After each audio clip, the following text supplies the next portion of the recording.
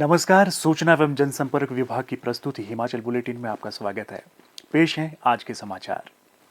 आज शिमला से video conferencing के माध्यम से मुख्यमंत्री श्री जयराम ठाकुर ने सोलन जिले के अर्की, सोलन और कसौली विधानसभा क्षेत्र में लगभग 196 करोड़ रुपए की विकासात्मक परियोजनाओं के उद्घाटन और शिलान्यास किए।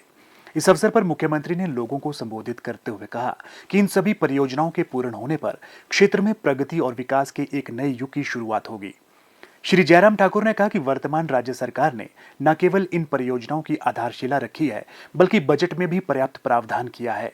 उन्होंने कहा कि राज्य सरकार ये सुनिश्चित कर रही है कि विकास की गति निर्बाध चलती रहे। मुख्यमंत्री ने कहा कि वर्तमान राज्य सरकार इस माह की 27 तारीख को 3 साल का कार्यकाल पूर्ण कर रही है। उन्होंने कहा कि प्रदेश सरकार को पिछले 3 वर्षों के दौरान राज्य के लोगों का पूर्ण समर्थन और सहयोग मिला है।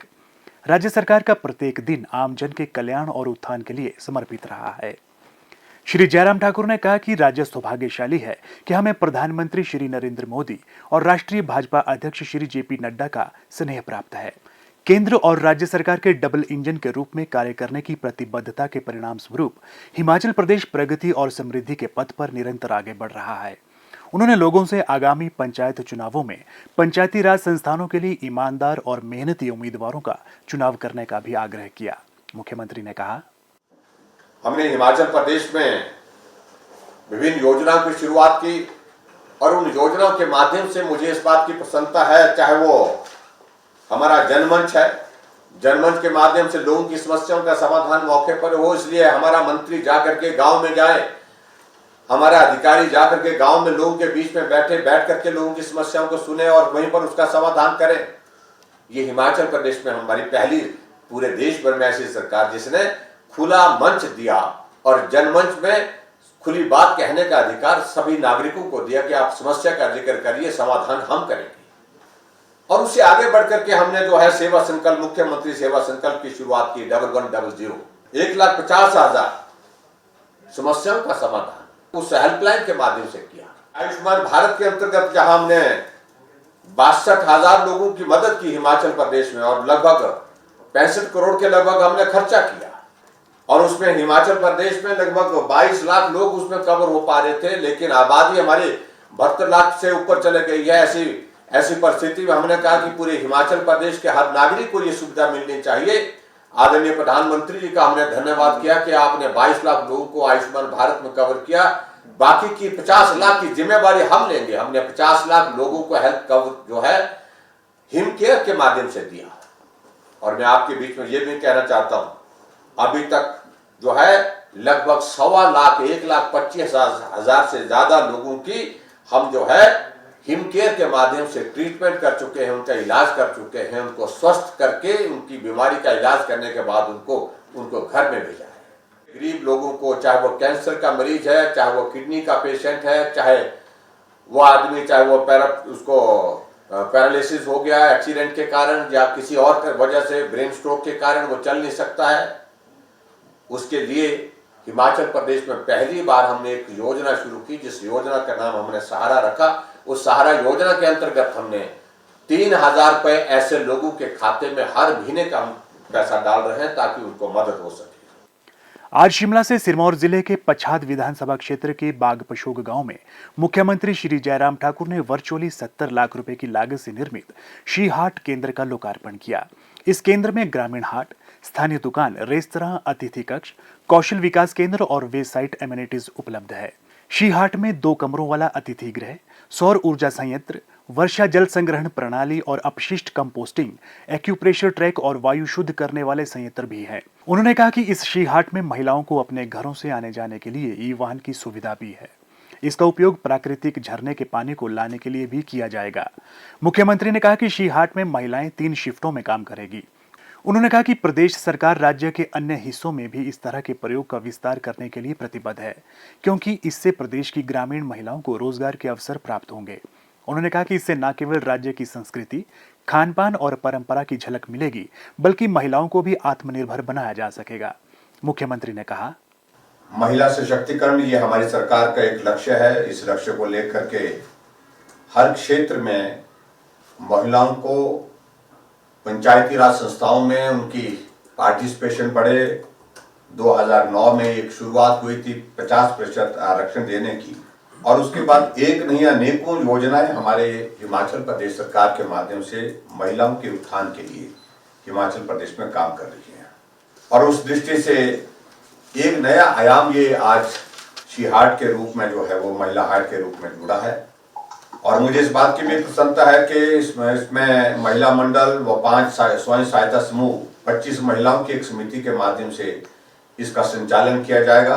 ये लगता है कि ये एक स्वरोजगार का भी एक बहुत बढ़िया एक जरिया हो सकता है, एक माध्यम हो सकता है, जिसमें टूरिज्म सेक्टर को जहां हमको प्रमोट करना है, उस दृष्टि से इस शी हार्ट के माध्यम से इस काम को भी मुझे लगता है कि साथ साथ में जहां जहां भी ऐसी हमको डेस्टिनेशन जैसे पॉइंट्स हमको मिलते हैं जहां ये काम सफलतापूर्वक किया जा सकता है, वहां करने के लिए हमको ये योजना को आगे बढ़ाना चाहिए।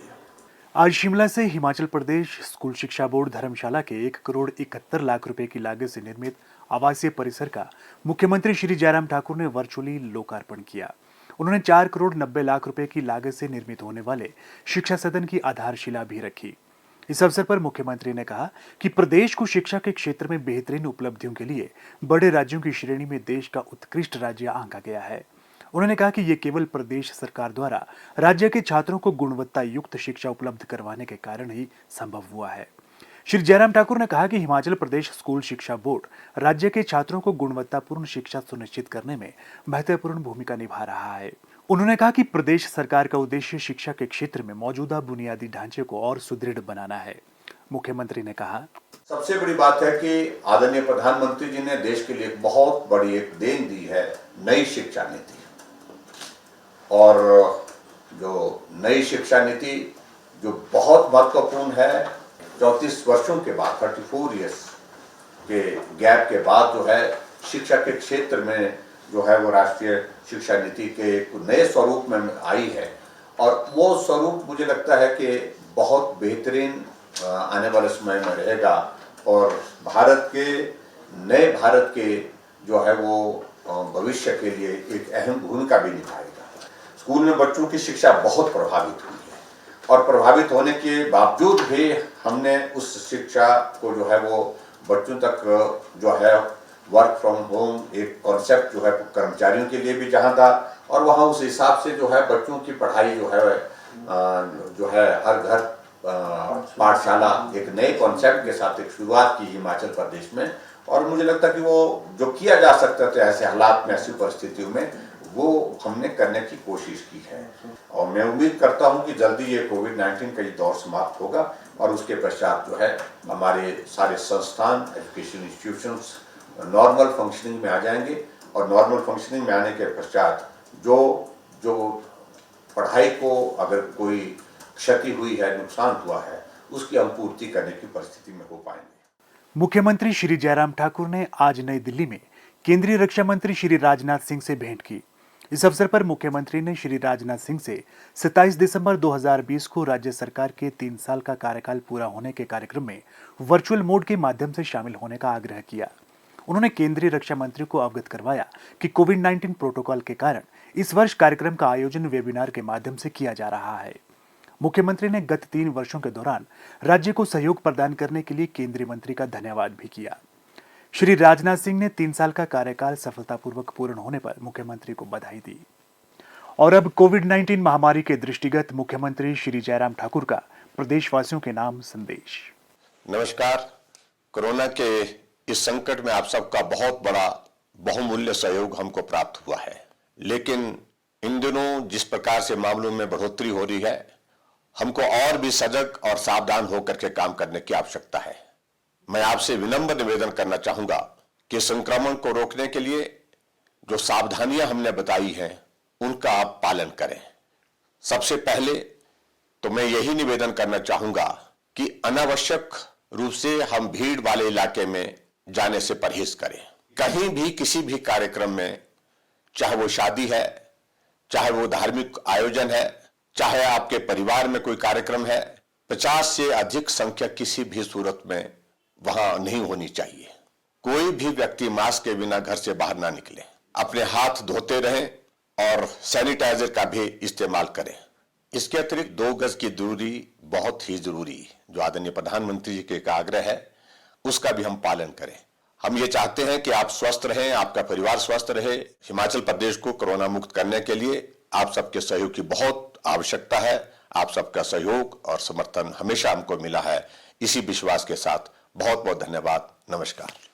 प्रदेश में कोरोना संक्रमण की जांच के लिए आज 3,695 लोगों के सैंपल लिए गए, जिनमें से 1,036 लोगों की रिपोर्ट नेगेटिव पाई गई है, जबकि 2,581 लोगों की रिपोर्ट आना बाकी है।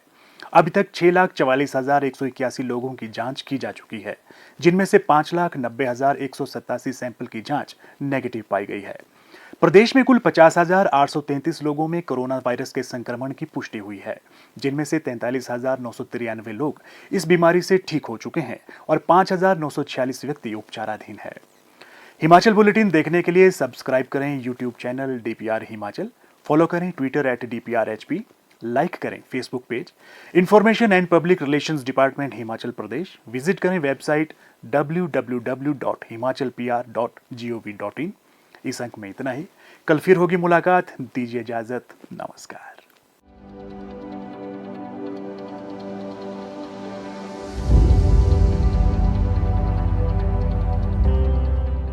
अपडेट्स के लिए नेशन न्यूज को सब्सक्राइब करना ना भूलें और नोटिफिकेशन के लिए रेड बेल आइकन जरूर दबाएं।